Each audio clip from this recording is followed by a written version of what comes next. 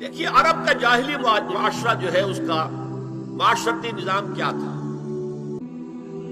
کیا وہاں عورتیں ننگی رہتی تھیں؟ کیا وہاں کوئی خاندانی نظام نہیں تھا؟ یہ نہ سمجھیے کہ وہاں کوئی اس طرح کا معاملہ تھا کہ کوئی خلا تھا۔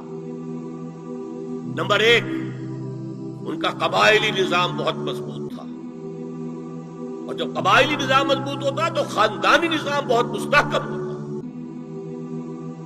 قبیلہ خاندانوں کے مجموعے کا نام ہے نا۔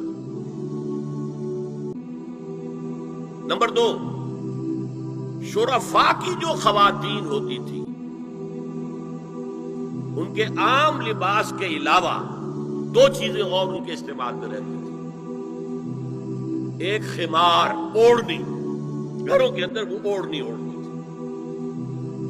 ایک جلباب، لمبی سی چادر کہ جب باہر نکلتی تھی تو اس میں اپنے پورے جسم کو لپیٹ لیتی تھی، لیکن چہرہ نہیں چھپاتی تھی۔ یہ جلباب کا لفظ قرآن میں آیا، خمار کا خمر ہننا، جلابیب ہننا، یہ الفاظ انہیں معلوم تھے نا، ان کے زیر استعمال تھے نا، ورنہ کوئی نیا لفظ کہاں سے آ جاتا؟ تو جلباب اور خمار ان کے لباس کا حصہ تھا۔ گھر میں اوڑھنی اور باہر نکلے تو ایک بڑی چادر میں اپنے آپ کو لپیٹ لے، لیکن چہرہ نہیں چھپانا، سر کے اوپر بھی ضروری نہیں ہے کہ کچھ ہے ہو۔ البتہ نہ گھر کے اندر کوئی مخلوط اجتماعات کی کوئی پابندی تھی، مرد ہیں عورتیں ساتھ ہیں، بیٹھے باتیں ہو رہی ہیں، کچھ گپیاں ہو رہی ہیں، کھانا کھا رہے ہیں ساتھ مل کر، جیسے آج ویسٹ میں ہے۔ اور نہ ہی اور باہر جو ہے کوئی مخلوط جو ان کے اجتماعات تھے ان کے اوپر کوئی پابندی تھی، ایک جو ہے مخلوط معاشرہ تھا۔ لیکن نمبر تین، وہاں ایک طبقہ تھا کنیزوں کا، کنیزیں، باندیاں، عام خادمائیں، انہیں جاریات بھی کہہ دیتے تھے، چھوکریاں۔ ان کا جو ہے معاملہ یہ تھا کہ ان کے لیے نہ کوئی جلباب تھی، نہ کوئی خمار تھا، یہ ننگے سر، ننگے منہ، چہرہ کھلا ہوا آتی تھی۔ لباس کے بھی کوئی بہت زیادہ ان کے کوٹ نہیں تھے۔ بے پردگی، عریانی، بے حیائی اور بے شرمی، یہ سب ان میں تھا۔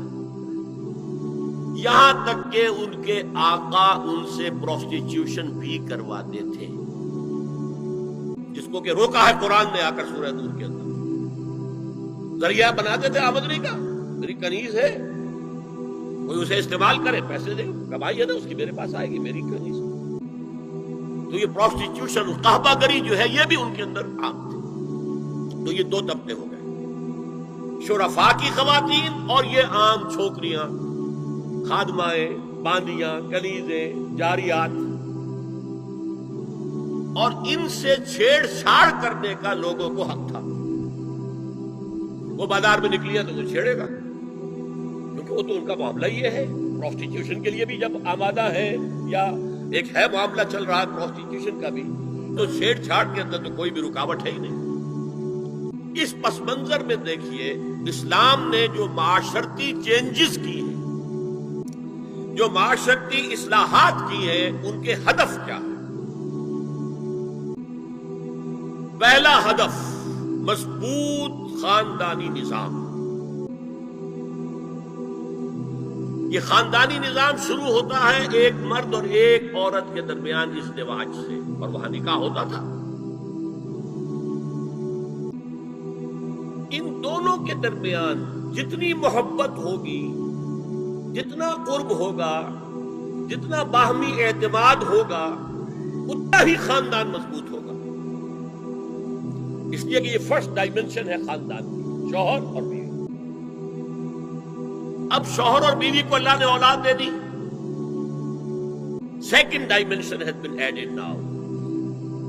استحکام خاندان کے لیے ضروری ہے کہ اولاد والدین کا ادب کرے، ان کی خدمت کرے ان کے بڑھاپے میں۔ یہ کہنے کی ضرورت نہیں تھی کہ اولاد سے محبت کرو، اولاد کی محبت تو دل میں ہے ہی ہے، اور اس کے لیے تو یہ کہنا پڑتا زیادہ محبت نہ کرو، زیادہ لاڈ پیار کرو گے بگڑ جائیں گے، ان کے محبت کی وجہ سے حرام میں منہ نہ مارو، انہیں اچھا کھلانا، اچھا پہنانا، یہ روکا گیا ہے۔ کہیں نہیں کہا گیا اپنی اولاد سے محبت کرو، وہ تو ہے کریں گے، ہاں، لیکن بوڑھے والدین قرآن میں 5 جگہ اللہ کے حق کے فوراً بعد والدین کا حق ہے. وَقَضَىٰ رَبُّكَ أَلَّا تَعْبُدُوا إِلَّا إِيَّاهُ وَبِالْوَالِدَيْنِ إِحْسَانًا أَنِ اشْكُرْ لِي وَلِوَالِدَيْكَ. دیکھیے سورہ لقمان میں أَنِ اشْكُرْ لِي، شکر کرو میرا، میں خالق ہوں تمہارا، رب ہوں تمہارا. وَلِوَالِدَيْكَ، اور اپنے والدین کا، کیونکہ وہ ذریعہ بنے ہیں تمہارے اس دنیا میں آنے کی. اور تم جب چھوٹے سے تھے انہوں نے پالا پوسا ہے، اپنا پیٹ کاٹ کر تمہیں کھلایا ہے، اپنی رات کی نیندیں حرام کر کے تمہیں پالا ہے. لہذا وَقَضَىٰ رَبُّكَ أَلَّا تَعْبُدُوا إِلَّا إِيَّاهُ وَبِالْوَالِدَيْنِ إِحْسَانًا. اور تیسری ڈائمنشن بہن بھائیوں میں رشتہ، اولو الارحام، صلہ رحمی کرو، اخوت. یہ 3 ڈائمنشن ہوئے نا. ہمارا سپیس کا تصور کیا ہے؟ 3 ڈائمنشنل سپیس، چوڑائی، لمبائی اور اونچائی یا گہرائی. تو یہ 3 ڈائمنشنز ہے خاندان کے ادارے کی.